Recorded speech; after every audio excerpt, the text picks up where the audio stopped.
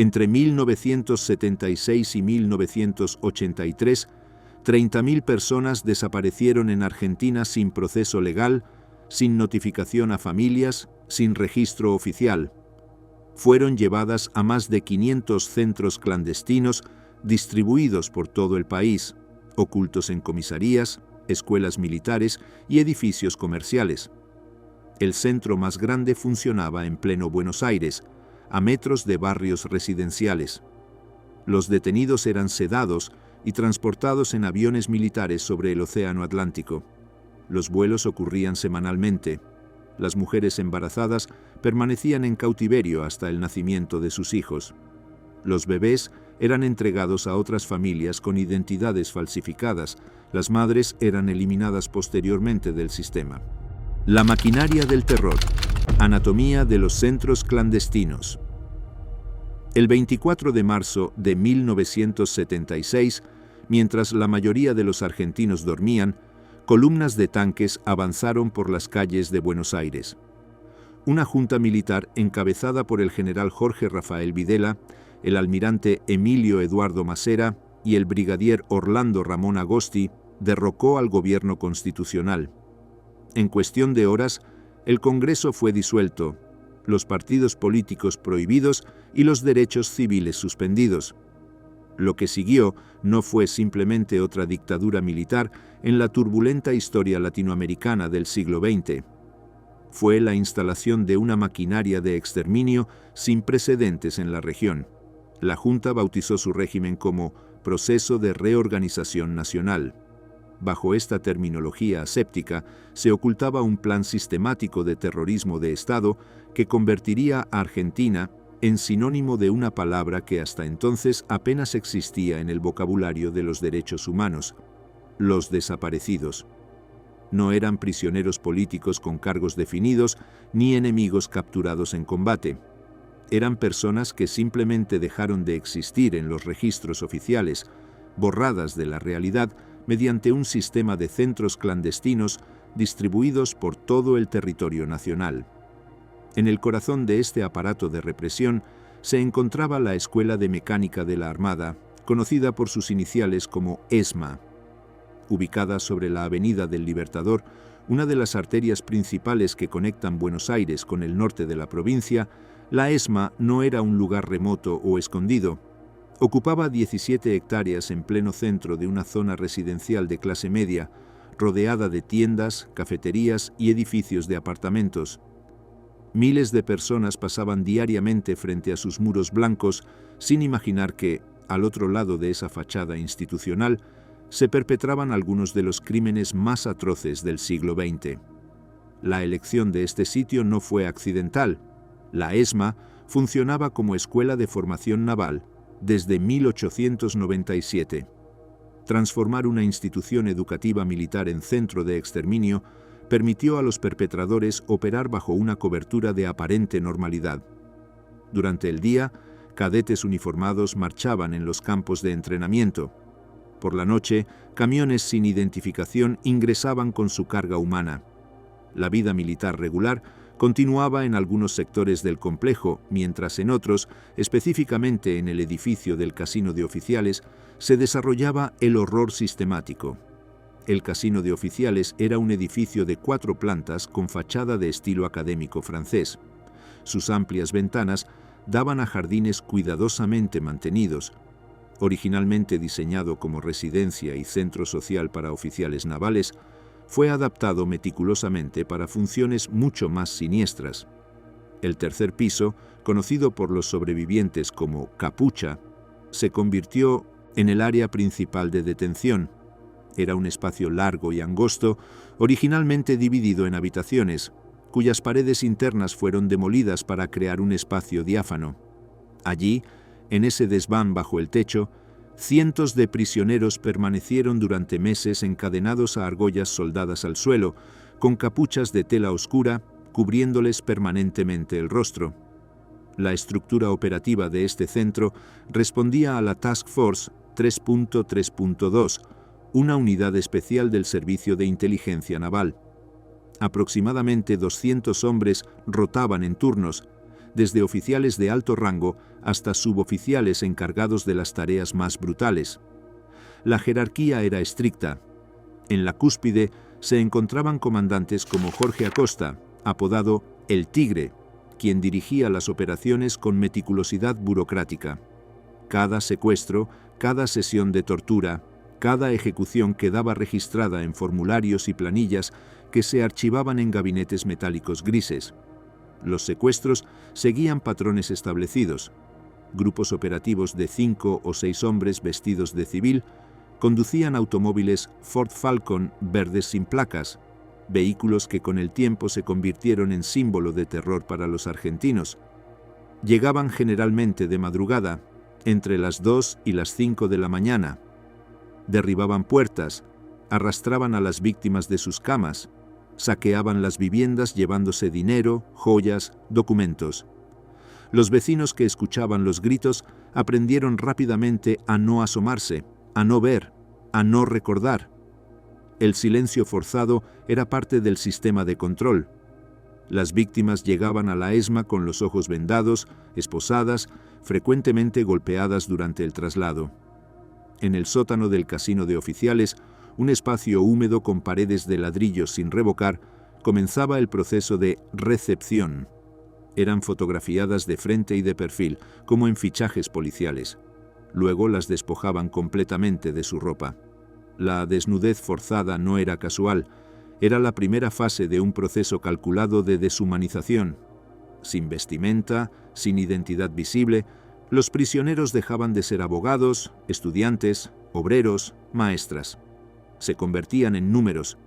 La ESMA fue el más grande de estos centros, pero de ninguna manera el único. La red se extendía por todo el país. En Buenos Aires operaban al menos 50 centros. El Olimpo, ubicado en el barrio de Floresta, funcionaba en un antiguo depósito de automotores. Club Atlético se encontraba bajo una autopista en construcción, sus paredes literalmente sepultadas bajo toneladas de concreto cuando las autoridades decidieron borrar evidencias. Garage Olimpo ocupaba una cochera de colectivos. Automotores Orletti era un taller mecánico que servía como base de operaciones para el Plan Cóndor, la coordinación represiva entre dictaduras sudamericanas. En la provincia de Buenos Aires, más de 230 centros clandestinos operaron simultáneamente. Algunos eran comisarías donde se habilitaron celdas especiales en sótanos. Otros eran campos militares donde se construyeron barracones específicos para detención y tortura. Incluso empresas privadas colaboraron. En la planta de Ford Motor Company en General Pacheco, personal de la compañía participó directamente en interrogatorios y torturas de trabajadores sindicalizados, un caso que décadas después resultó en las primeras condenas contra ejecutivos de multinacionales por crímenes de lesa humanidad. La geografía de estos centros revelaba la naturaleza ubicua del terror. No eran campos remotos en zonas desérticas. Estaban integrados en el tejido urbano, en barrios residenciales, en zonas industriales, en bases militares que funcionaban simultáneamente como instalaciones legítimas. Esta dispersión cumplía múltiples propósitos. Dificultaba que familiares localizaran a los desaparecidos, multiplicaba el efecto paralizante del miedo en la población y permitía una escala industrial de represión que hubiera sido imposible con uno o dos grandes campos centralizados. El sistema clasificaba a los detenidos en categorías. Los interrogadores determinaban quiénes podrían tener información valiosa, quiénes podrían ser recuperados ideológicamente, quiénes serían eliminados inmediatamente. Esta categorización no seguía criterios racionales de amenaza real. Estudiantes secundarios que habían participado en reclamos por boletos estudiantiles más baratos eran tratados como terroristas. Psicólogos que trabajaban en villas miseria eran acusados de infiltración marxista. Sindicalistas que organizaban huelgas por mejoras salariales desaparecían junto con familias enteras. Víctor Basterra fue uno de los pocos sobrevivientes que logró documentar el funcionamiento interno de la ESMA. Secuestrado en 1979, poseía habilidades como fotógrafo y técnico gráfico que sus captores consideraron útiles. Lo obligaron a falsificar documentos de identidad que los oficiales usaban para operaciones encubiertas. Durante 2 años, mientras trabajaba bajo vigilancia en el laboratorio fotográfico del centro, Basterra logró contrabanear negativos escondidos bajo su ropa cuando le permitían visitas familiares controladas. Fotografió a los perpetradores, fotografió instalaciones, fotografió documentos clasificados. Este material, entregado clandestinamente a organizaciones de derechos humanos, se convertiría décadas después en evidencia judicial crucial. La Comisión Nacional sobre la Desaparición de Personas, conocida como CONADEP, fue establecida en 1983 tras el retorno a la democracia. Durante 9 meses recopiló testimonios, inspeccionó sitios, analizó documentación. Su informe final, titulado Nunca más, documentó 340 centros clandestinos identificados y 8.961 casos de desaparición forzada. Pero estas cifras representaban solo los casos que pudieron ser verificados documentalmente. Organizaciones de derechos humanos estiman que el número real de desaparecidos alcanzó entre 22.000 y 30.000 personas y que el total de centros clandestinos superó los 500. La arquitectura del terror en la ESMA incluía espacios con funciones específicas diseñadas con lógica industrial. El tercer piso, capucha, era para detención a largo plazo. El sótano contenía la sala de torturas principal, con instalaciones eléctricas especialmente adaptadas. El segundo piso albergaba oficinas administrativas donde se planificaban operativos. Había un área denominada pecera, con ventanas amplias, donde detenidos seleccionados eran obligados a trabajar en tareas de inteligencia o propaganda bajo condiciones ligeramente menos brutales. Esta diferenciación creaba jerarquías entre prisioneros, sembrando desconfianza incluso entre las víctimas. La anormalidad aparente que rodeaba estos lugares era parte de su efectividad. Los vecinos de la ESMA escuchaban ocasionalmente gritos nocturnos, veían camiones entrar tarde por la noche, notaban movimientos inusuales, pero el régimen había construido una narrativa donde estos centros simplemente no existían. Oficialmente, no había prisioneros políticos en Argentina. Quienes desaparecían, según versiones oficiales, habían huido al exterior o sido ejecutados en enfrentamientos armados con fuerzas de seguridad. La prensa censurada reproducía sin cuestionamientos estos comunicados. Para las familias que buscaban a sus desaparecidos, la experiencia era kafkiana. Presentaban habeas corpus ante jueces que sistemáticamente los rechazaban. Visitaban comisarías donde les decían que no existían registros de detención. Recorrían hospitales y morgues sin encontrar rastros. El Estado negaba conocimiento de secuestros que sus propias fuerzas habían perpetrado. Esta negación no era incompetencia burocrática, era política deliberada diseñada para maximizar el sufrimiento de las familias mientras se mantenía una fachada de legalidad frente a observadores internacionales. La elección de métodos clandestinos en lugar de juicios militares públicos o ejecuciones abiertas respondía a lecciones que los militares argentinos habían aprendido de dictaduras previas en América Latina. Los fusilamientos masivos de la dictadura de Pinochet en Chile habían generado condena internacional inmediata. Los campos de prisioneros en Uruguay eran monitoreados por Cruz Roja. Argentina desarrolló un sistema que, al negar la existencia misma de víctimas, intentaba operar por debajo del radar del escrutinio internacional. No habría cuerpos que contar, no habría prisioneros que visitar, no habría juicios que observar. Este sistema no surgió espontáneamente, fue producto de años de planificación y entrenamiento.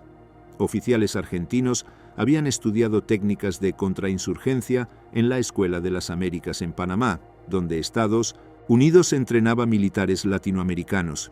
Habían recibido asesoramiento de veteranos franceses de las guerras coloniales en Argelia e Indochina, donde se habían refinado métodos de tortura y desaparición.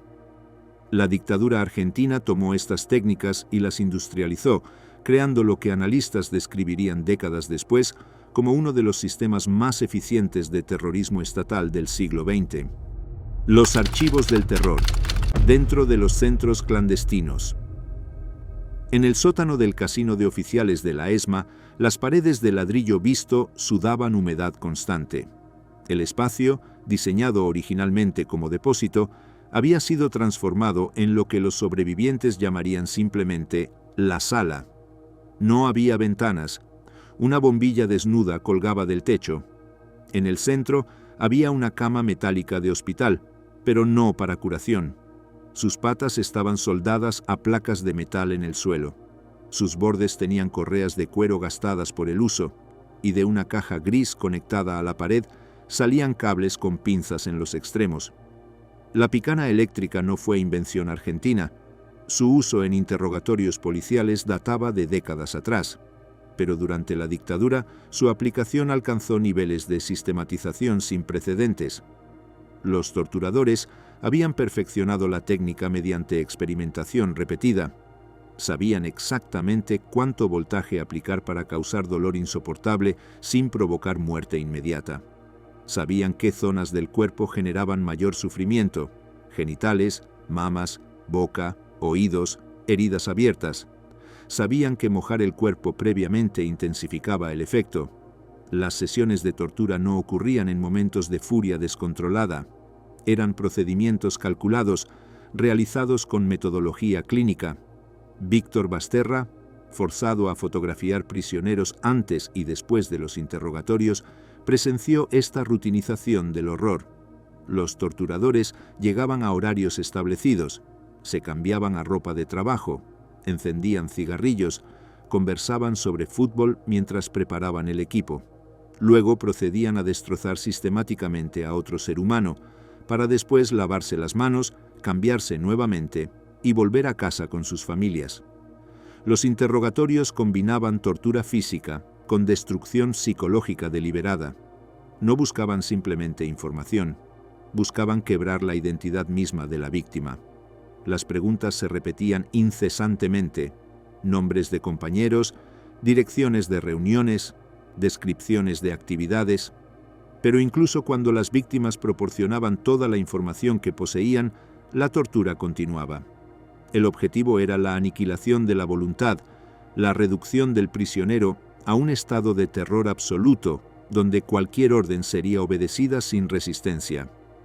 En el tercer piso, en el espacio conocido como capucha, cientos de personas existían en un estado de suspensión entre vida y muerte. El nombre venía de las capuchas de tela oscura que cubrían permanentemente sus cabezas, encadenados a argollas en el suelo, sin poder ver, sin saber si era día o noche. Los prisioneros perdían toda noción de tiempo. Podían estar una semana o 6 meses. No lo sabían. No podían saberlo. Esta privación sensorial era en sí misma una forma de tortura psicológica tan devastadora como la eléctrica. Las condiciones en capucha violaban toda concepción de dignidad humana. Los prisioneros recibían comida una vez al día, un plato de guiso aguado, pan duro. Para ir al baño debían pedir permiso. A veces se los llevaba, a veces no. La humillación de tener que realizar necesidades fisiológicas encadenado era parte del proceso de deshumanización. El olor era nauseabundo: sudor, orina, miedo. La mayoría estaba desnuda o semidesnuda. En invierno, el frío bajo el techo sin calefacción era penetrante. En verano, el calor bajo las chapas metálicas del techo era sofocante. Miriam Lewin, una de las pocas sobrevivientes de la ESMA, describió años después la experiencia de la capucha como una muerte en vida. Escuchaba constantemente, pero no podía ver. Oía pasos acercándose y su cuerpo se tensaba. ¿Vendrían por ella esta vez? Escuchaba gritos lejanos de otros prisioneros siendo torturados. Escuchaba conversaciones fragmentadas de los guardias. Pero todo era sonido sin imagen, construyendo un mundo de terror imaginado que a menudo superaba incluso la realidad. La violencia sexual fue utilizada sistemáticamente como método de tortura en todos los centros clandestinos. Durante décadas, este aspecto permaneció parcialmente oculto. Las sobrevivientes, en una sociedad conservadora, enfrentaban vergüenza y estigma al relatar estas experiencias. Los perpetradores lo habían calculado. Sabían que este tipo de violencia sería la menos denunciada, la más difícil de procesar legalmente. Pero eventualmente, el testimonio acumulado de cientos de sobrevivientes forzó el reconocimiento. En la ESMA, oficiales de alto rango mantenían prisioneras como esclavas sexuales, utilizándolas repetidamente durante semanas o meses antes de finalmente eliminarlas. En otros centros como Atlético Banco Olimpo, las violaciones ocurrían frente a familiares de las víctimas, hijos forzados a presenciar la violación de sus madres, esposos obligados a escuchar desde celdas contiguas. Esta violencia no buscaba gratificación sexual, era una herramienta específica de destrucción psicológica, tanto de la víctima directa como de sus seres queridos. El submarino era otra técnica regularmente empleada. Venía en dos variantes. El submarino seco consistía en colocar una bolsa de plástico sobre la cabeza de la víctima, sellándola alrededor del cuello, y mantenerla hasta que perdiera la consciencia por falta de oxígeno.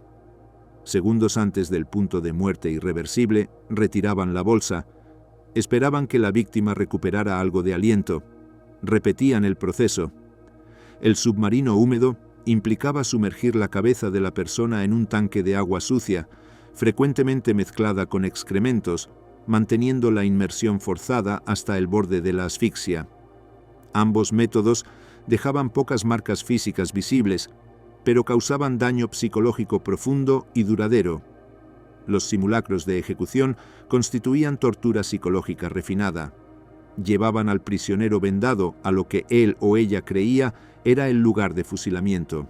Se escuchaba el sonido metálico de armas siendo cargadas, órdenes militares secas, el comando de fuego, el clic de gatillos vacíos. El prisionero, habiendo experimentado los segundos finales de su vida anticipada, se derrumbaba. Luego era devuelto a su celda sabiendo que la próxima vez podría ser real, o podría ser otro simulacro. Esta incertidumbre constante destruía la capacidad de la mente para procesar y adaptarse. Norma Arrostito fue una de las fundadoras del movimiento guerrillero Montoneros.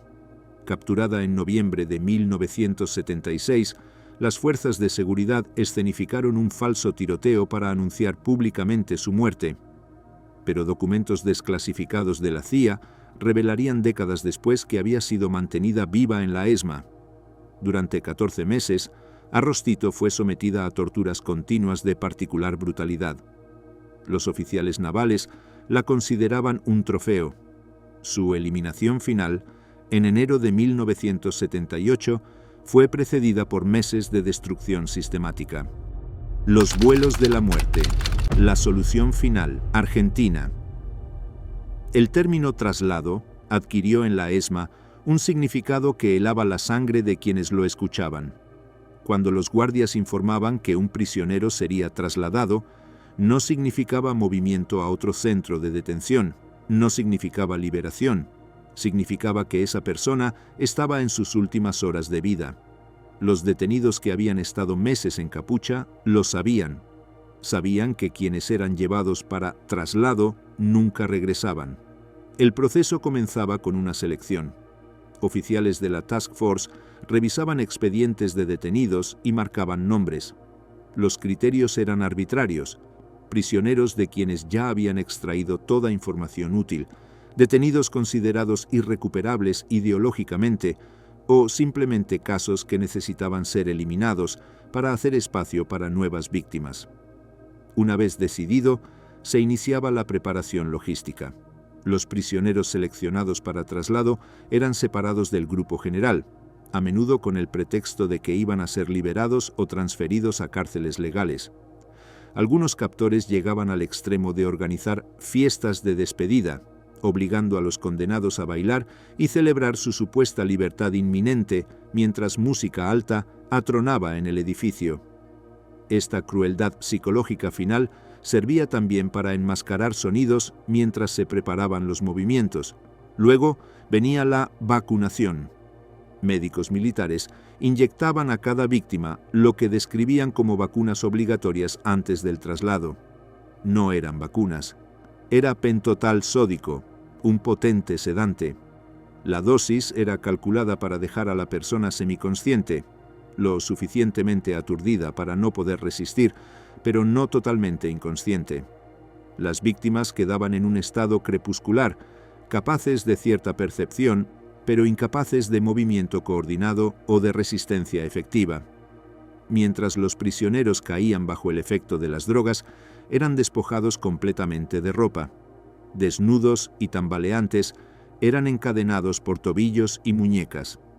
Las capuchas que habían cubierto sus rostros durante semanas permanecían en su lugar, negándoles incluso la capacidad de ver sus últimos momentos. Eran arrastrados o cargados hacia camiones o helicópteros que habían ingresado discretamente al complejo de la ESMA bajo cobertura nocturna. El transporte los llevaba a bases aéreas navales, principalmente el Aeroparque Jorge Newbery en Buenos Aires o la base aeronaval de Ezeiza. Allí esperaban los aviones. Los preferidos eran los Short SC.7 Skyban, turbohélices británicos que la Prefectura Naval Argentina utilizaba nominalmente para patrullaje costero. Estos aviones tenían una característica crucial: una gran puerta trasera que podía abrirse completamente en vuelo, creando un vacío hacia el exterior. Los pilotos que realizaban estos vuelos eran oficiales navales específicamente seleccionados. No todos los pilotos participaban. Había un grupo relativamente pequeño que se especializó en estas operaciones. Algunos, como Julio Alberto Poch, negarían décadas después cualquier participación. Otros, como Adolfo Scilingo, eventualmente confesarían. Scilingo se convertiría en el primer oficial militar en admitir públicamente, en 1995, que había participado en vuelos de la muerte. Su testimonio rompió décadas de negación oficial. Según Scilingo y otros testimonios posteriormente corroborados en juicios, los vuelos seguían rutas específicas. Despegaban del aeroparque, volaban hacia el este sobre el Río de la Plata y se adentraban en el Océano Atlántico. La distancia era calculada para asegurar que los cuerpos no serían arrastrados por corrientes hacia las costas. Generalmente volaban entre 40 y 50 kilómetros mar adentro, donde la profundidad del agua superaba los 100 metros. Dentro del avión, las víctimas yacían en el piso de carga, todavía drogadas, encadenadas, encapuchadas. El ruido de los motores era ensordecedor. El frío a altitud era extremo. Algunos testimonios de pilotos indicaron que ocasionalmente las víctimas recuperaban algo de conciencia durante el vuelo, gimiendo o intentando moverse débilmente. Pero la droga y las cadenas les impedían cualquier acción efectiva. Cuando el avión alcanzaba la posición designada sobre el océano, la puerta trasera se abría. El viento rugía dentro de la cabina. La temperatura caía dramáticamente. Los verdugos, usando arneses de seguridad, arrastraban a las víctimas hacia la apertura y simplemente las empujaban al vacío. Una tras otra, 25 o 30 personas por vuelo, arrojadas vivas a 4.000 metros sobre el Atlántico. La caída duraba aproximadamente 1 minuto. Las víctimas, si habían recuperado algo de conciencia, experimentaban ese minuto final en terror absoluto. Impactaban el agua a velocidad terminal, la fuerza del impacto fracturando huesos, rompiendo órganos internos. Si el impacto no los mataba instantáneamente, se ahogaban en minutos, sus cuerpos encadenados hundiéndose en las profundidades del océano. No hay sobrevivientes conocidos de los vuelos de la muerte. Los que fueron lanzados al vacío nunca regresaron. Esta práctica no fue invento argentino. Dictaduras anteriores en Chile y otros países habían usado métodos similares, pero Argentina lo industrializó. Los vuelos ocurrían regularmente, al menos 2 veces por semana durante los años pico de la represión. Era un sistema de producción de muerte, con logística establecida, personal dedicado, rutinas operativas. Los pilotos volaban estas misiones y luego regresaban a volar rutas comerciales para aerolíneas argentinas. Los mecánicos mantenían los aviones que servían tanto para patrulla costera como para exterminio masivo. Sin embargo, los militares cometieron un error crucial en su cálculo. Asumieron que los cuerpos se hundirían y desaparecerían para siempre en las profundidades oceánicas. No contaron con el viento. En diciembre de 1977 y enero de 1978, una serie de tormentas del sudeste, llamadas sudestadas, azotaron la costa. Los vientos fuertes y las corrientes inusuales empujaron varios cuerpos hacia las playas a unos 300 kilómetros al sur de Buenos Aires. Los cuerpos que aparecieron mostraban evidencia ineludible. Estaban desnudos. Tenían marcas de tortura, quemaduras, fracturas, laceraciones. Algunos todavía tenían vendas en los ojos o fragmentos de capuchas. Y lo más revelador, mostraban fracturas múltiples consistentes con impacto desde gran altura. No habían sido ejecutados en tierra y luego arrojados al mar. Habían sido lanzados desde aviones en vuelo. Entre los cuerpos recuperados estaban Azucena Villaflor, Esther Ballestrino y María Ponce, 3 de las fundadoras del movimiento de Madres de Plaza de Mayo. También aparecieron los cuerpos de las monjas francesas Alice Domon y Léonie Duquet, cuya desaparición había generado presión diplomática internacional. Estos hallazgos proporcionaron la primera evidencia física irrefutable de que personas secuestradas en Buenos Aires estaban siendo asesinadas y arrojadas al océano. Las autoridades militares intentaron encubrir el descubrimiento. Los cuerpos fueron enterrados rápidamente como no identificados en fosas comunes. Los registros fueron falsificados, pero familiares persistentes y organizaciones de derechos humanos guardaron fotografías, tomaron testimonios de quienes habían visto los cuerpos. Esta documentación se volvería crucial décadas después. En 2003, el fotógrafo italiano Giancarlo Ceraudo comenzó una búsqueda obsesiva de los aviones utilizados en los vuelos de la muerte. Ceraudo había crecido fascinado por la aviación. Cuando escuchó sobre los vuelos de la muerte durante un viaje a Argentina, la idea de que aviones, instrumentos de tecnología y progreso, hubieran sido pervertidos para genocidio, lo impactó profundamente. Decidió encontrar esas aeronaves. Ceraudo se asoció con Miriam Lewin, periodista argentina y sobreviviente de la ESMA. Lewin inicialmente era escéptica. ¿Qué importaba encontrar los aviones cuando miles de cuerpos permanecían sin localizar? Pero Ceraudo insistió que los aviones serían evidencia física irrefutable, imposible de negar. Juntos comenzaron a rastrear registros navales, documentos de ventas de aeronaves, archivos de mantenimiento. Identificaron que la prefectura naval había operado 5 aviones Skyban durante la dictadura. 2 fueron derribados durante la Guerra de Malvinas en 1982. Los otros 3 fueron vendidos después del retorno a la democracia. 1 fue desguazado, pero 2 permanecían operativos, vendidos a compradores en Estados Unidos. Ceraudo y Lewin rastrearon uno hasta Fort Lauderdale, Florida, donde una pequeña compañía de aviación lo usaba para saltos en paracaídas, identidades borradas, la búsqueda de los nietos. En el tercer piso de la ESMA, en una sección separada de capucha, existía un área que los guardias llamaban eufemísticamente la maternidad. No era un hospital, no había incubadoras ni pediatras. Era un espacio donde mujeres embarazadas eran mantenidas en condiciones marginalmente menos brutales que otros detenidos, pero solo hasta que cumplieran su función biológica, dar a luz. El plan de apropiación de bebés no fue consecuencia accidental o descontrolada de la represión. Fue política deliberada, diseñada en los niveles más altos del comando militar. La lógica ideológica era retorcida pero clara. Los militares creían que estaban librando una guerra contra la subversión. En esta cosmovisión paranoica, los hijos de subversivos eran considerados contaminados genéticamente. Permitir que fueran criados por familias de los desaparecidos significaría perpetuar la infección ideológica. La solución: apropiarse de esos niños, falsificar sus identidades y entregarlos a familias moralmente correctas, que los criarían bajo valores aceptables para el régimen.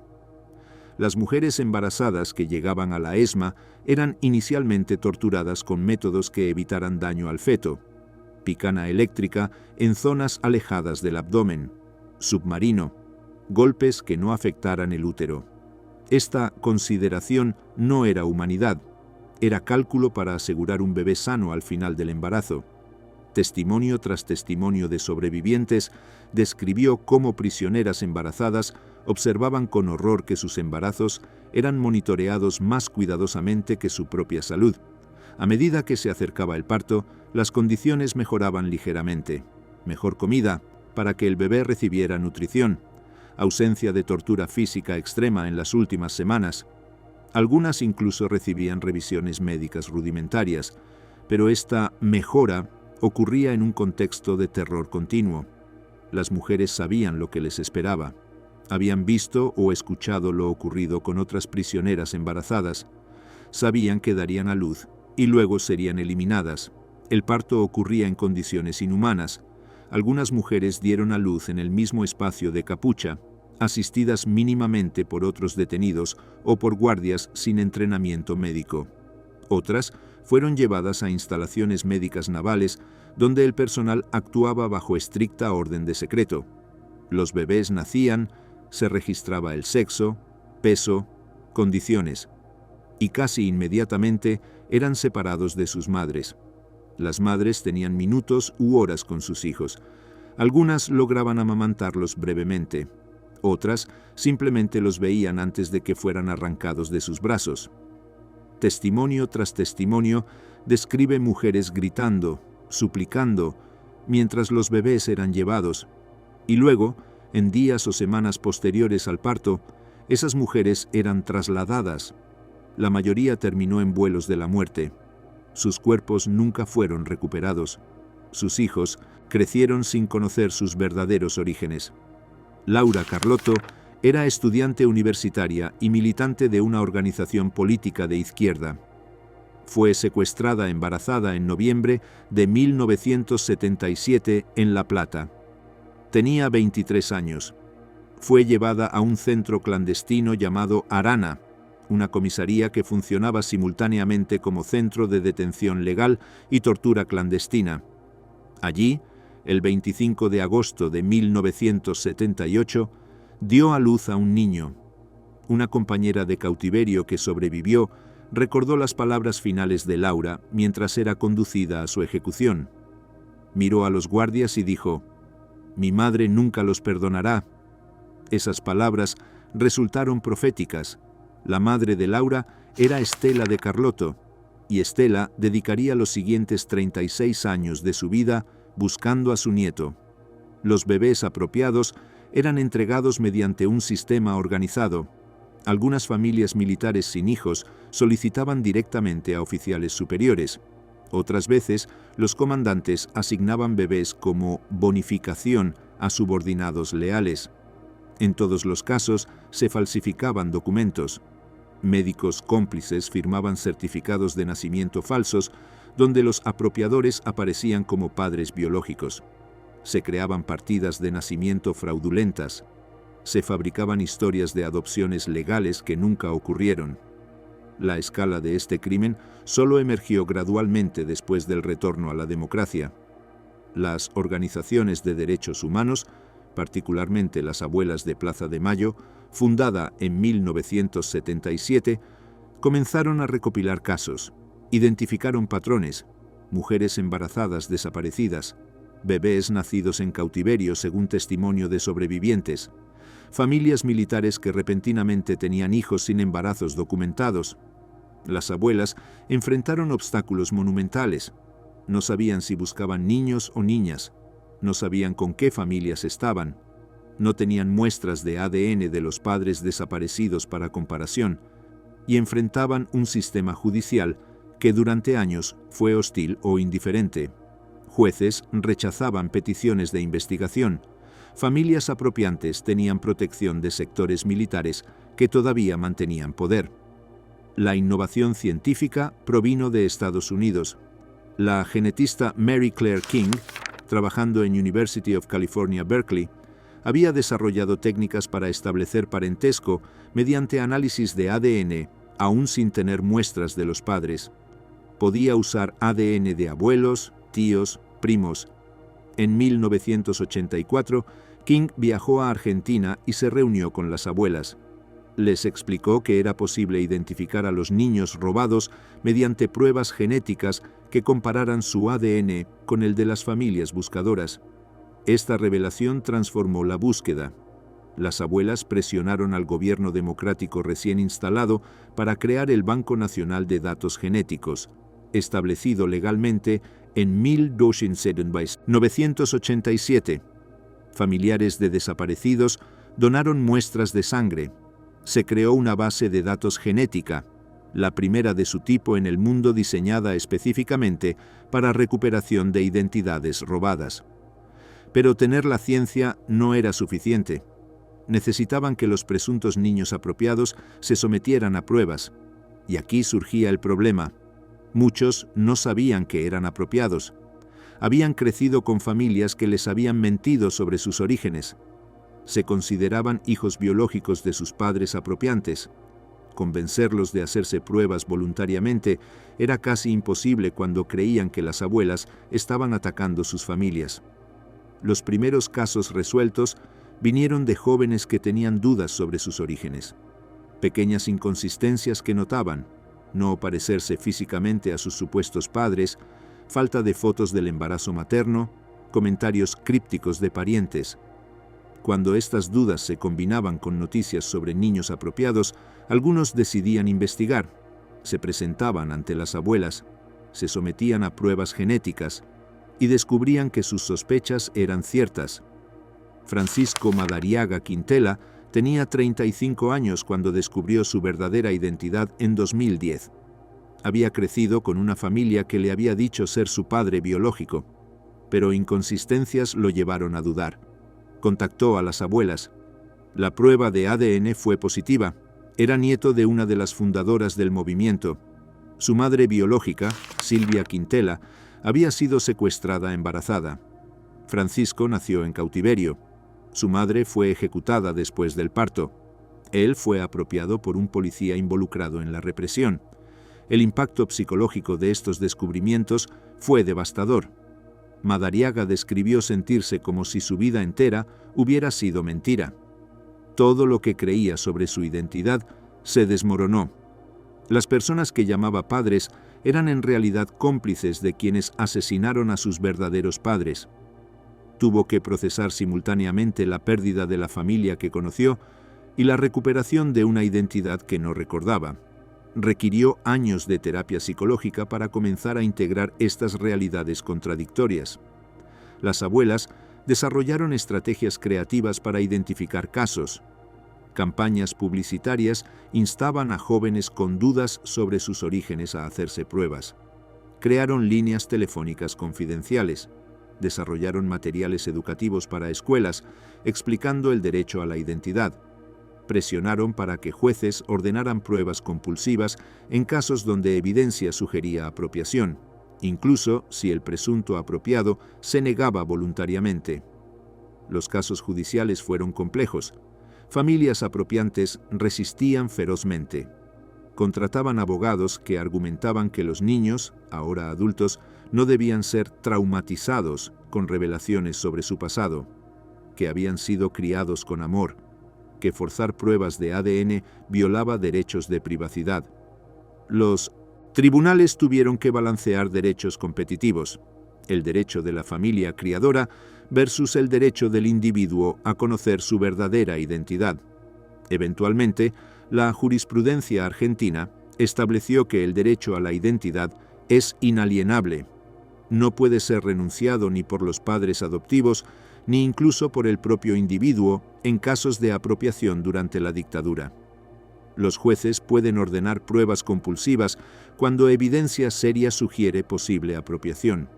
Esta doctrina legal fue revolucionaria, priorizando el derecho a verdad sobre el derecho a privacidad en contextos de crímenes de lesa humanidad. En 2012, Un juicio histórico procesó específicamente el robo sistemático de bebés como crimen separado. Jorge Rafael Videla, el primer dictador de la Junta, fue juzgado junto a Reinaldo Viñone, el último dictador, y otros 7 acusados. El juicio demostró que la apropiación de bebés no fue acto de oficiales descontrolados, sino plan sistemático autorizado desde la cúpula militar. Testigos describieron reuniones donde se discutía qué hacer con niños de subversivos. Documentos mostraban listas de familias militares esperando adoptar. Se presentó evidencia de un médico militar, Jorge Vergés, que había asistido partos de detenidas y luego falsificado certificados de nacimiento. Las pruebas fueron abrumadoras. Los pañuelos blancos. Resistencia en Plaza de Mayo. El 30 de abril de 1977, 14 mujeres se reunieron en Plaza de Mayo, el corazón cívico de Buenos Aires, ubicado frente al Palacio Presidencial Casa Rosada. No eran activistas políticas experimentadas ni organizadoras profesionales de protestas, eran madres. Madres cuyos hijos habían desaparecido en las semanas posteriores al golpe militar. Madres que habían recorrido comisarías, hospitales, morgues, ministerios, encontrando solo negativas y puertas cerradas. Madres que, desesperadas, decidieron hacer pública su búsqueda. La dictadura había prohibido reuniones de más de 3 personas en espacios públicos. La declaración de estado de sitio daba poder a fuerzas de seguridad para arrestar a cualquiera que consideraran sospechoso. Pero estas mujeres, la mayoría de mediana edad, amas de casa sin antecedentes políticos, calcularon correctamente que su perfil las protegería temporalmente. No encajaban en la imagen de subversivos que el régimen había construido. Eran, en apariencia, madres tradicionales reclamando por sus hijos. Cuando policías se acercaron ordenándoles dispersarse, las mujeres tuvieron inspiración brillante. En lugar de irse o formar grupo estático que pudiera ser acusado de reunión ilegal, comenzaron a caminar. Caminaron en círculo alrededor de la Pirámide de Mayo, el monumento central de la plaza. No se detenían, entonces técnicamente no era reunión estática. Caminaban de a 2 o 3, cumpliendo la letra de la ley sobre el límite de personas congregadas. Pero visualmente, claramente, eran grupo cohesivo realizando protesta. Este primer círculo se volvería ritual. Cada jueves a las 3:30 de la tarde, las madres se reunían en la plaza. Caminaban durante horas, portando fotografías de sus hijos desaparecidos, llevando pancartas con nombres y fechas de desaparición. El número de mujeres creció semana tras semana. 10, 20, 50, eventualmente cientos. Las madres comenzaron a usar pañuelos blancos en sus cabezas como símbolo de identificación. Los primeros pañuelos fueron literalmente pañales de tela de sus hijos cuando eran bebés, guardados durante años y ahora transformados en emblema de protesta. Bordaban en los pañuelos los nombres de sus hijos desaparecidos. Ese pañuelo blanco se convertiría en uno de los símbolos de derechos humanos más reconocidos globalmente. Entre las fundadoras estaba Azucena Villaflor, cuyo hijo Néstor había desaparecido en enero de 1977. Villaflor tenía 49 años, trabajaba como empleada doméstica, no tenía educación universitaria, pero poseía determinación férrea y capacidad organizativa natural. Ella coordinó las primeras reuniones, estableció contactos con periodistas extranjeros, organizó la presentación de habeas corpus colectivos. Esther Ballestrino era bioquímica, una de las pocas madres con educación superior. Había conocido a Jorge Bergoglio, futuro Papa Francisco, años atrás cuando él era profesor. Ballestrino proporcionó rigor analítico al movimiento, ayudando a documentar casos, a identificar patrones en las desapariciones. María Ponce de Bianco, maestra jubilada, aportaba red de contactos en comunidades educativas.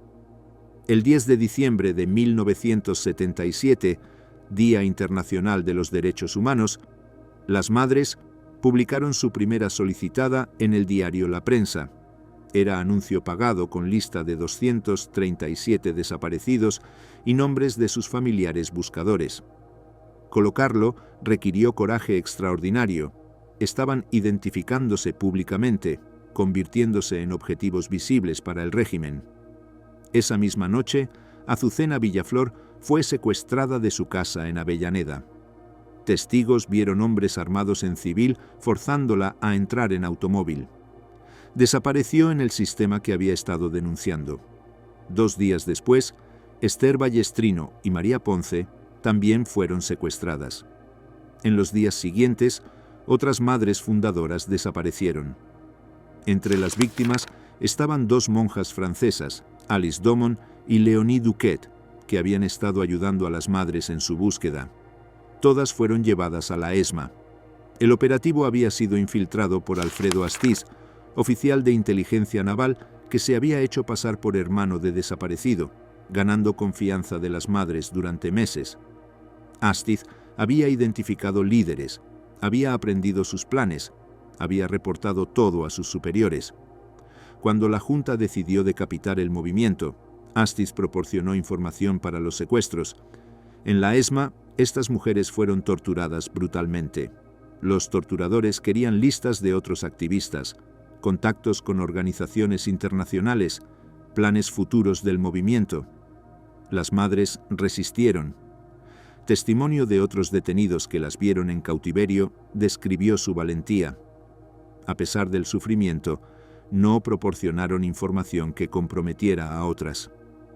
El 14 de diciembre de 1977, Villaflor, Ballestrino, Ponce, Domon, Duquet y 7 personas más fueron drogadas, cargadas en el avión Skyban PA-51 y arrojadas vivas al Océano Atlántico. Sus cuerpos aparecieron en playas semanas después, empujados por las sudestadas. Fueron enterrados como no identificados. No sería hasta 2005 que el equipo argentino de antropología forense los identificaría mediante pruebas de ADN. El asesinato de las fundadoras podría haber destruido el movimiento, pero ocurrió lo opuesto. Su muerte radicalizó y multiplicó la resistencia. Más madres se sumaron, ahora conscientes de que enfrentaban régimen dispuesto a matar incluso mujeres de mediana edad. Ebe de Bonafini, cuyo hijo Jorge había desaparecido en febrero de 1977, emergió como nueva líder. Bonafini, menos diplomática que Villaflor, más confrontativa, le daría al movimiento perfil más combativo. Las madres comenzaron a atraer atención internacional. Periodistas extranjeros cubrían las marchas. Organizaciones de derechos humanos documentaban testimonios. En 1979, cuando la Comisión Interamericana de Derechos Humanos visitó Argentina para investigar violaciones, las madres fueron testigos clave. Sus testimonios, presentados ante organismo internacional, comenzaron a romper la narrativa del régimen que negaba existencia de desaparecidos. En 1980, para el 4º aniversario del golpe, las madres organizaron la primera Marcha de la Resistencia. Era marcha de 24 horas continuas alrededor de la plaza. Miles participaron. Fue demostración masiva de oposición al régimen en momento cuando casi toda otra forma de protesta había sido suprimida. El régimen, desconcertado, no intervino violentamente. Arrestar masivamente a mujeres de mediana edad y ancianas generaría imagen internacional desastrosa. Paralelamente, en 1977 se había formado grupo específico, las Abuelas de Plaza de Mayo. Mientras las madres buscaban principalmente a hijos adultos desaparecidos, las abuelas se enfocaron en bebés nacidos en cautiverio o secuestrados con padres. Su objetivo era diferente pero complementario: recuperar nietos robados. Estela de Carlotto se unió a las abuelas en 1978 tras confirmar muerte de su hija y descubrir que su nieto había sido apropiado. Las abuelas enfrentaban desafío único. No solo debían encontrar niños, sino probar que eran apropiados cuando familias tenían documentos falsificados que los presentaban como hijos biológicos. Las abuelas desarrollaron estrategia investigativa sofisticada. Recopilaban testimonios de sobrevivientes sobre embarazos en centros clandestinos. Rastreaban familias militares que repentinamente tenían bebés. Monitoreaban registros de nacimiento buscando irregularidades. Cultivaban informantes en hospitales militares. Era trabajo detectivesco minucioso, realizado sin recursos formales, por mujeres sin entrenamiento profesional, pero con determinación absoluta. El contacto con Mary Claire King en 1984 transformó la búsqueda. King explicó que podía identificar parentesco usando ADN de abuelos. Esta técnica, desarrollada específicamente para caso argentino, revolucionó genética forense globalmente. El Banco Nacional de Datos Genéticos, establecido en 1987, se convirtió en modelo internacional para uso de genética en derechos humanos. Pero ciencia sola no bastaba. Las abuelas necesitaban que jóvenes con dudas sobre orígenes se presentaran voluntariamente. Lanzaron campañas mediáticas. «Si tenés dudas sobre tu identidad, acércate», decían afiches. «Todos tenemos derecho a nuestra verdadera identidad». Estas campañas tocaron acordes en jóvenes que habían notado inconsistencias en sus historias familiares. Las reunificaciones generaban escenas emotivas, pero también complejas. Jóvenes descubrían que personas que llamaban padres eran apropiadores. Conocían abuelos y familiares biológicos por primera vez. Procesaban realidad de que padres verdaderos habían sido asesinados por régimen que los crió. Era trauma sobre trauma, requiriendo años de apoyo psicológico. En 1992, el Parlamento Europeo otorgó a las madres el Premio Sájarov por libertad de pensamiento, su máximo galardón de derechos humanos. En 1999, las Naciones Unidas les otorgó su Premio por Educación para la Paz. En 2003, Estela de Carlotto recibió Premio de Derechos Humanos de la ONU. Estos reconocimientos internacionales validaban su lucha y presionaban al gobierno argentino. Justicia diferida. Los juicios históricos. El 22 de abril de 1985, por primera vez en la historia latinoamericana, un gobierno democrático sometió a juicio a dictadores que lo precedieron. En el Palacio de Justicia de Buenos Aires, ante Cámara Federal en lo criminal, comparecieron 9 comandantes de las 3 juntas militares que gobernaron Argentina entre 1976 y 1983. Jorge Rafael Videla, Emilio Eduardo Macera, Orlando Ramón Agosti y 6 más enfrentaban cargos de homicidio, tortura, robo y desaparición forzada de personas. El juicio, conocido como juicio a las juntas, fue acontecimiento judicial sin precedentes. No había modelos previos. Chile, bajo Pinochet, no había juzgado militares. Brasil había concedido amnistía total. Uruguay haría lo mismo. Argentina, bajo presidente Raúl Alfonsín, electo en 1983, tomó camino diferente. Alfonsín, abogado de formación, creía que democracia requería rendir cuentas sobre pasado dictatorial. Previo al juicio, Alfonsín había creado CONADEP, comisión que durante 9 meses recopiló testimonios de víctimas y familiares. El informe final, Nunca Más, documentó horror sistemático. Vendió cientos de miles de copias en semanas, convirtiéndose en texto fundacional de memoria colectiva argentina sobre dictadura. Ese informe proporcionó base fáctica para juicio. La fiscalía fue liderada por Julio César Estracera y Luis Moreno Ocampo. Estracera, fiscal federal de carrera, había rechazado participar en juicios durante dictadura. Moreno Ocampo, joven abogado de 32 años, aportaba energía y rigor analítico. Juntos construyeron caso que presentaría 711 casos específicos de desaparición, tortura y asesinato. El juicio duró 5 meses. 833 testigos declararon. Muchos eran sobrevivientes de centros clandestinos, dando testimonio público por primera vez. Describieron torturas específicas. Identificaron torturadores por apodos: el Tigre, el Turco Julián, el Ángel. Nombraron lugares: ESMA, el Olimpo, Club Atlético. La defensa argumentó que comandantes simplemente respondían a insurgencia violenta, que sus acciones eran legítima defensa de Estado. Citaron ataques de guerrillas montoneros y ERP que habían precedido golpe. Argumentaron que guerra contra subversión justificaba métodos extremos, pero Fiscalía demostró que represión fue desproporcionada, que víctimas incluían personas sin conexión con violencia, que métodos violaban toda ley nacional e internacional. Alegato final de Strassera, el 9 de septiembre de 1985, duró horas.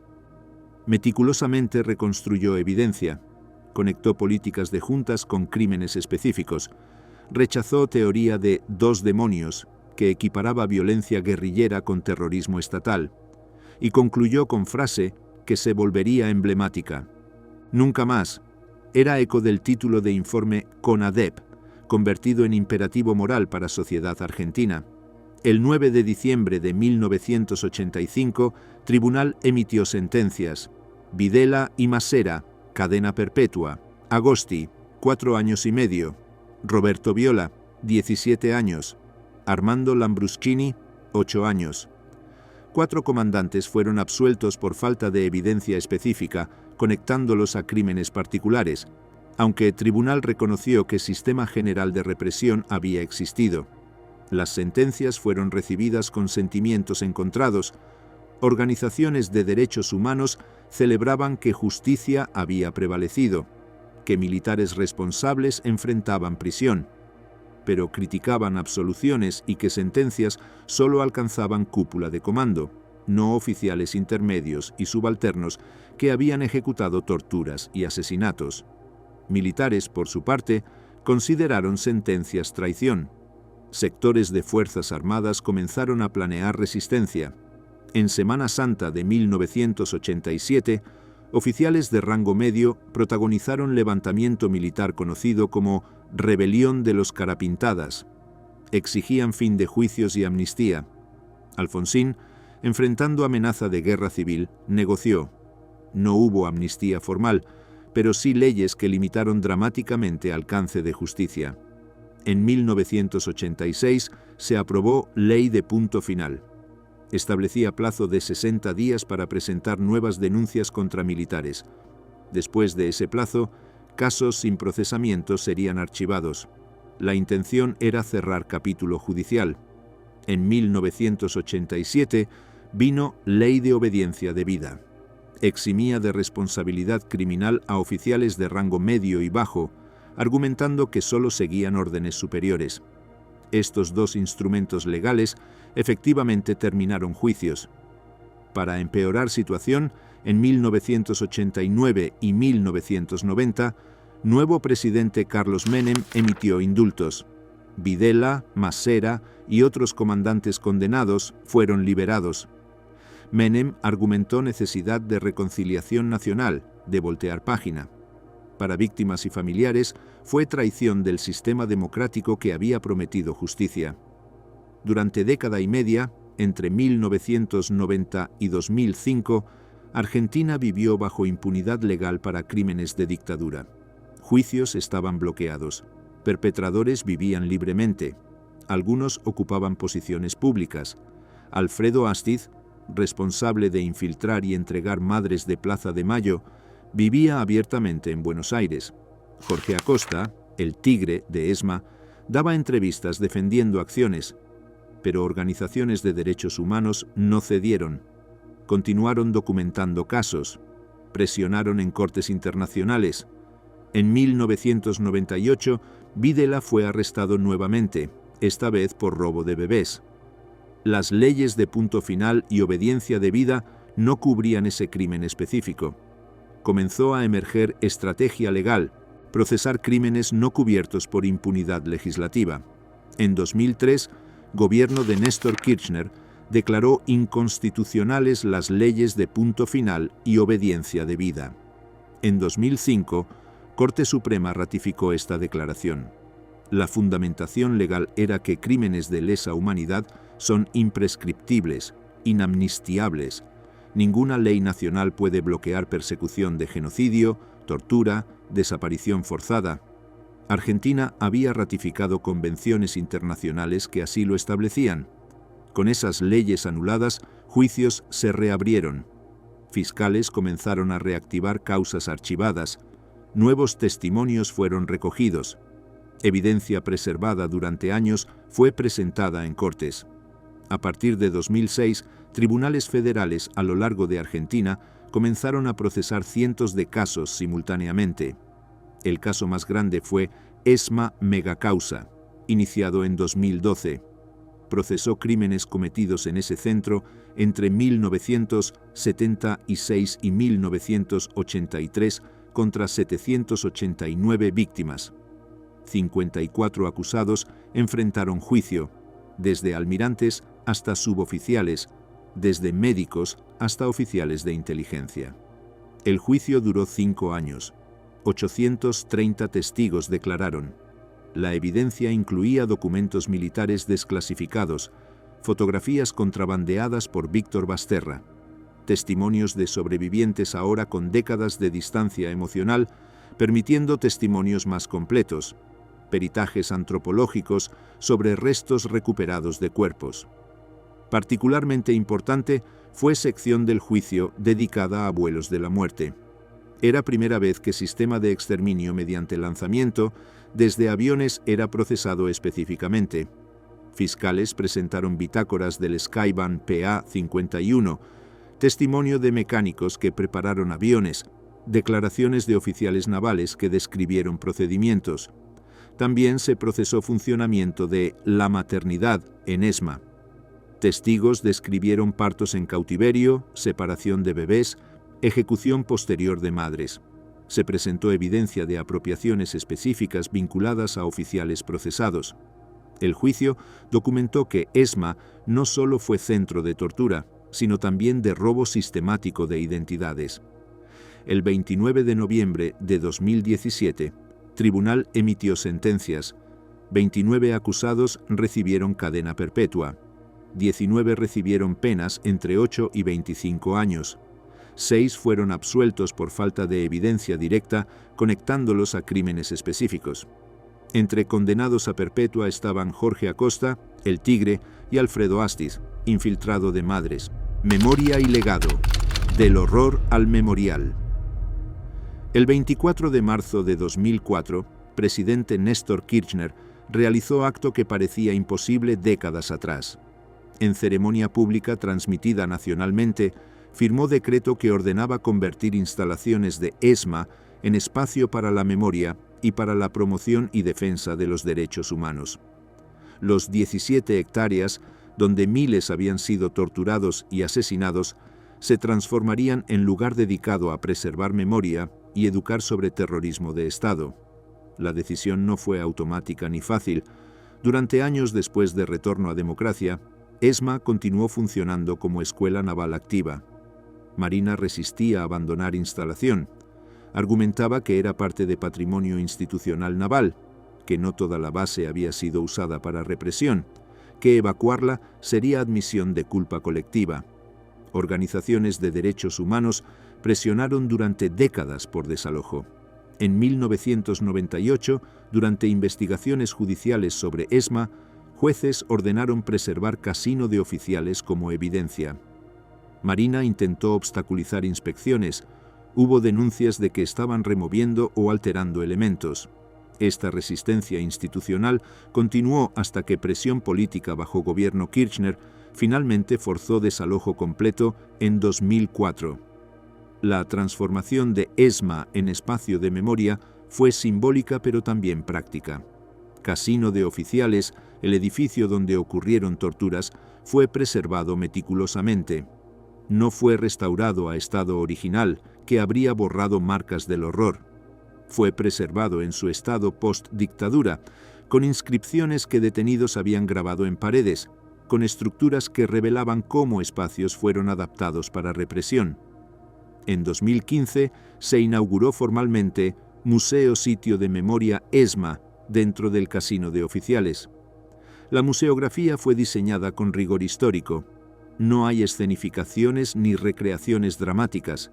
Hay testimonios de sobrevivientes presentados en video. Hay documentos originales. Hay fotografías tomadas por Basterra. Hay objetos recuperados, grilletes, capuchas, registros burocráticos de torturas.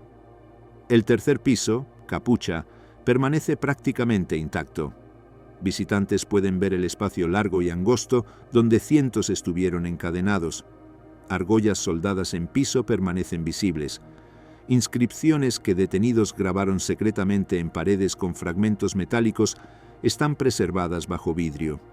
Una reza: ¿cómo es posible que hayan nacido niños en este lugar? Referencia a maternidad clandestina. El sótano donde ocurrían torturas principales también fue preservado. Paredes de ladrillo visto muestran humedad constante. Instalación eléctrica adaptada para Picana está documentada mediante fotografías históricas presentadas en paneles explicativos. No hay recreación sensacionalista del horror. Hay presentación sobria de hechos verificados.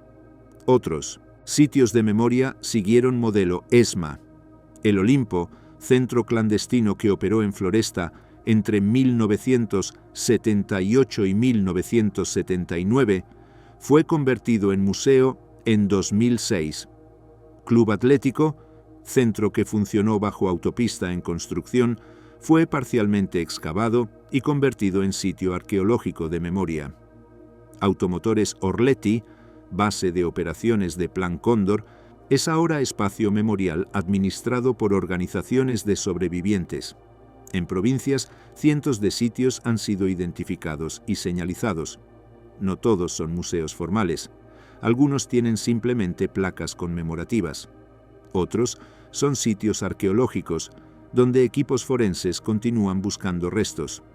Proceso de señalización ha sido trabajo de décadas, impulsado por organizaciones locales de derechos humanos. En septiembre de 2023, UNESCO declaró ESMA Patrimonio Mundial de la Humanidad. Es reconocimiento internacional de valor universal excepcional del sitio para memoria sobre violaciones masivas de derechos humanos. UNESCO catalogó ESMA, junto con sitios como Auschwitz o Hiroshima, como lugares cuya preservación importa a toda humanidad, no solo a país donde están ubicados. La declaración de UNESCO ocurrió en contexto político tenso. Argentina tenía entonces candidato presidencial, Javier Milei, que cuestionaba cifra de 30.000 desaparecidos.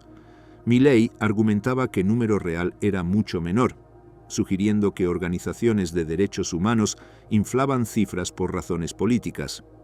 Su vicepresidenta eventual, Victoria Villarruel, había defendido públicamente militares condenados, argumentando que habían actuado defendiendo nación contra terrorismo. Este negacionismo no era nuevo, pero había sido marginal durante años. Con ascenso de Milei a presidencia en diciembre de 2023, negacionismo ganó plataforma política mainstream. Organizaciones de derechos humanos enfrentaron recortes drásticos de financiamiento. Museo ESMA vio reducido su presupuesto. Programas educativos sobre memoria fueron eliminados o disminuidos. La batalla por memoria no terminó con fin de dictadura ni con juicios. Es lucha continua que cada generación debe sostener. Negacionistas argumentan que 30.000 es exageración, que el número real de desaparecidos fue 8.900 según CONADEP. Pero esa cifra representa solo casos verificados documentalmente. Incluye solo personas cuyos familiares pudieron presentar denuncias formales. Durante dictadura, muchas familias no denunciaron desapariciones por miedo. Otras no sabían dónde denunciar. Muchos desaparecidos eran de sectores marginales, villeros, inmigrantes, personas sin redes familiares fuertes. Sus desapariciones nunca fueron formalmente registradas. La cifra de 30.000 viene de estimaciones basadas en capacidad operativa de los 500 centros clandestinos, funcionando durante 7 años. Debates sobre números, sin embargo, desvían de punto fundamental. Incluso si fueran 1.000 víctimas en lugar de 30.000, sistema habría sido igualmente criminal. Tortura es tortura independientemente de escala. Desaparición forzada viola derechos humanos fundamentales sin importar cantidad. Centrarse en cifras exactas permite a negacionistas evitar confrontar naturaleza de los crímenes. En 2023 surgió controversia cuando Club de Fútbol River Plate solicitó construir centro de entrenamiento en campo deportivo de ESMA. El campo, usado por cadetes navales antes de dictadura, estaba ubicado dentro del complejo de 17 hectáreas. Testimonios de sobrevivientes indicaban que había sido usado para eliminar cuerpos durante dictadura, quemándolos en lo que oficiales llamaban asaditos. Juez federal Ariel Lijo autorizó construcción condicionada a búsqueda arqueológica previa. Equipo argentino de antropología forense fue encargado de excavar campo buscando restos humanos. Si encontraban evidencia de enterramientos, construcción sería cancelada. Búsqueda continuaba en 2025, con resultados aún no concluyentes. Esta controversia ilustra tensión continua sobre qué hacer con sitios de memoria. ¿Deben ser preservados intactos perpetuamente? ¿O es aceptable cierto desarrollo si incluye conmemoración? ¿Hasta dónde se extiende obligación de preservación? No hay respuestas fáciles. Cada caso genera debate intenso entre víctimas, organizaciones de derechos humanos, autoridades. Programas educativos sobre dictadura son obligatorios en escuelas argentinas desde 2006. 24 de marzo, aniversario del golpe, es feriado nacional llamado Día Nacional de la Memoria por la Verdad y la Justicia. Estudiantes visitan sitios de memoria, escuchan testimonios de sobrevivientes, estudian documentos históricos. Objetivo es asegurar que nuevas generaciones entiendan qué ocurrió.